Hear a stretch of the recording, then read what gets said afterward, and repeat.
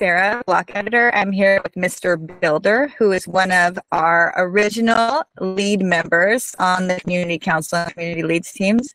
This series of interviews is designed to help citizens get to know their community council and community leads. So we're going to jump right into the first question for Mr. Builder. First of all, hi, Mr. Builder. Hey, how are you? What's happening? Okay, so lead us off with your pre-crypto background and experience so we can get to know a little bit about your history. All right. Let's just keep it sort of in the later years of my life. I spent about 10 years as a regional manager for a major retailer, hundreds of employees, lots of responsibility, all that goes with it. And it was good, hard job. A lot of hours, a lot of moving parts, putting out a lot of fires every day.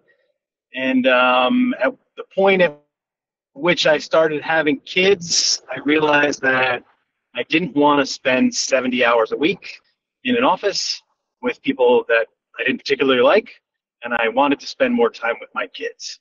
So I muscled it out for another few years in that job and finally said, I can't do this anymore. I'm not willing to sacrifice the living my life and seeing my children grow up for money. And I decided to step away from my position and take a sales job with the same company. And that's where I am now. And for the last 3 years, I have been doing sort of business-to-business sales with the same company. It affords me putting my kids to school in the morning, cooking them breakfast, and going to practices. I'm even a coach for my son's soccer team.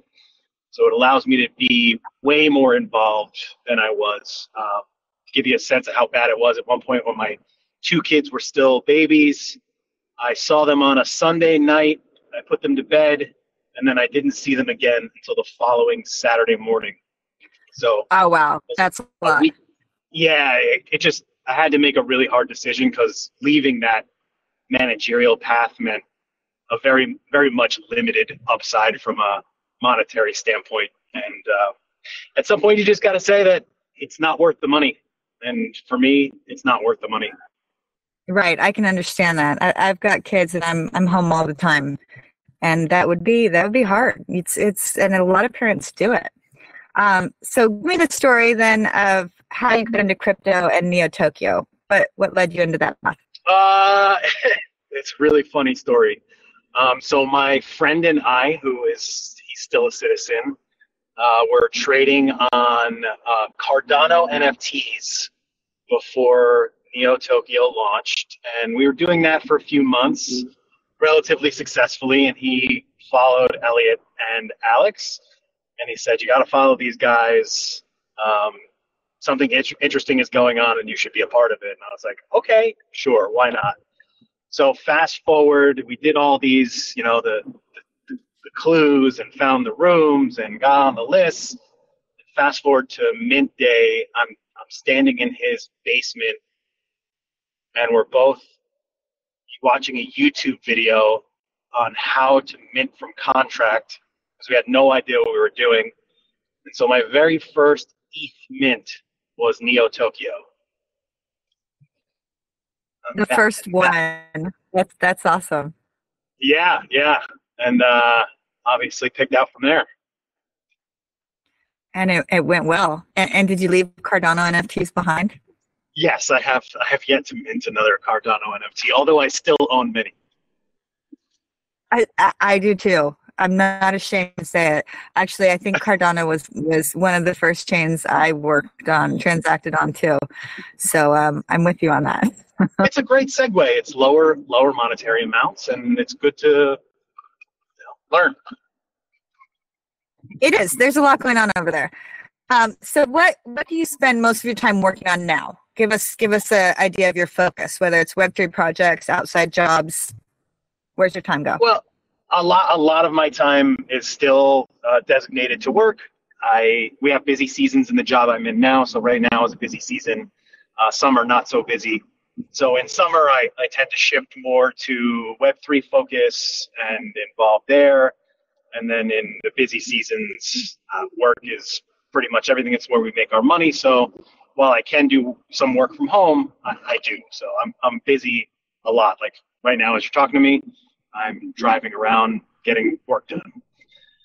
So a lot of time is spent on work, and then the available time that I have is honestly spent on all things Neo Tokyo.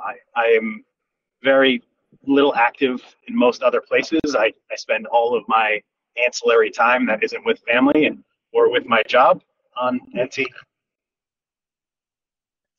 Amazing. So for citizens who are looking to reach out to a council or lead, what's your area of expertise? Like, why would somebody want to come to you? Anything that has to do with business. So management, hiring, honestly, accountability, firing people, and how to do that appropriately, and business ethics. That's really the place that I serve most in Leeds, is that real world experience on how to handle situations like that, as well as sales.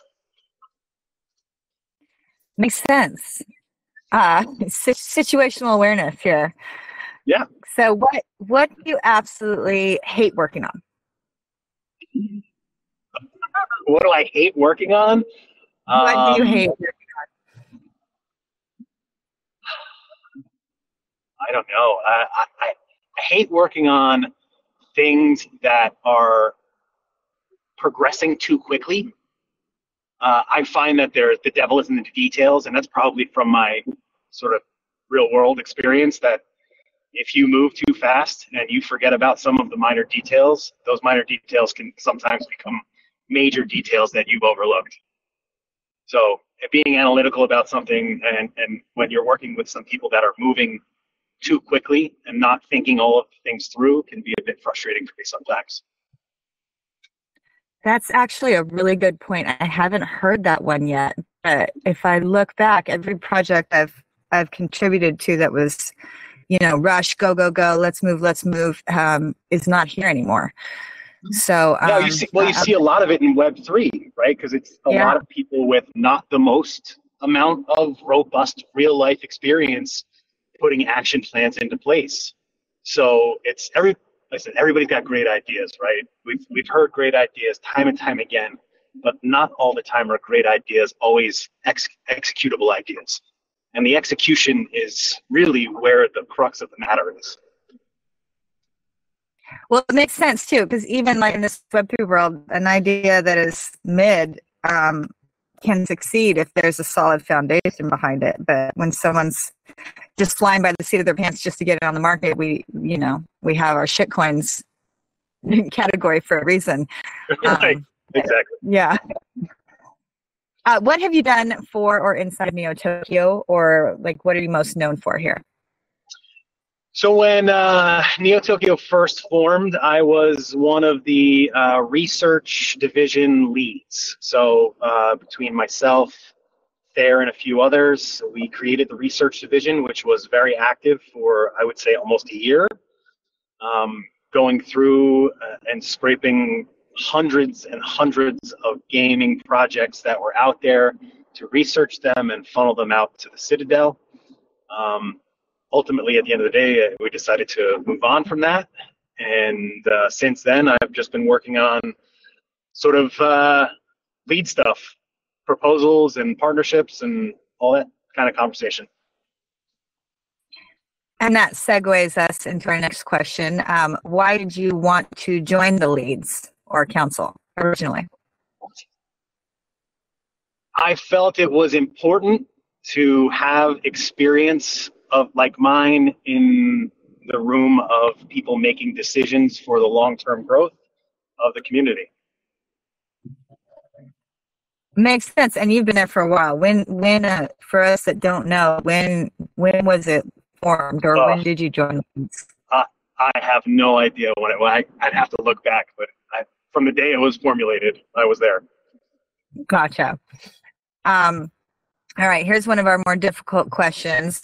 Which one word do you want people to strongly associate with you? And originally this question was sort of business oriented, like marketing or coding, but we've gotten a whole gamut of responses. So you can pick any one word you want to associate with Mr. Builder.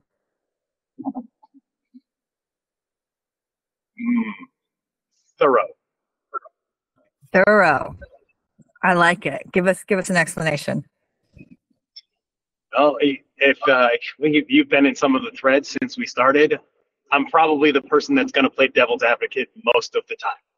If there's something that needs to be done or a proposal that we have on the table, even if it's a question that might be tough for someone to answer, I'm going to ask it, whether or not that means the person isn't happy about me asking that question or not, because I find it important to get those things out and to at least make sure that we've thought through them.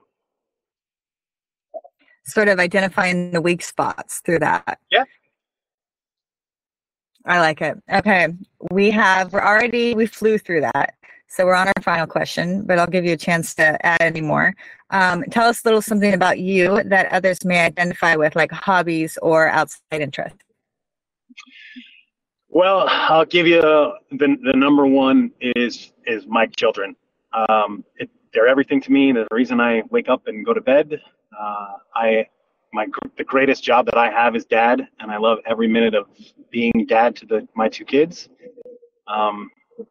That's really the biggest thing for me. From a hobby standpoint, I work out, I play basketball sometimes, I listen to a lot of music. Something that people can probably relate to that have been in the business world is I am very linear. I get on a lot of calls, a lot of VCs where people do a lot of talking and can talk for an hour, but really, if you water that down to what the actionable items are, it should have taken 10 minutes.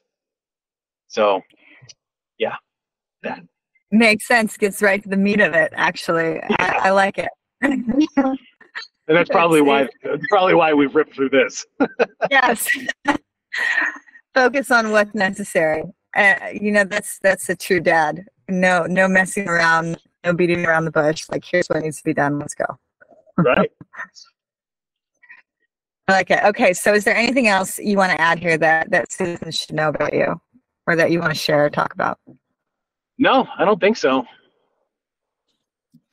All right, then we did it. We got through our questions. That was Mr. Builder, one of your original leads from the Neo Tokyo Council. These recordings will be available somewhere online, along with a cheat sheet and an article, so everyone can get to know their leads and reach out to them if they have a problem, an issue, a proposal, something to get done in Neo Tokyo. Nice talking to you, Mr. Builder. Thanks. Likewise.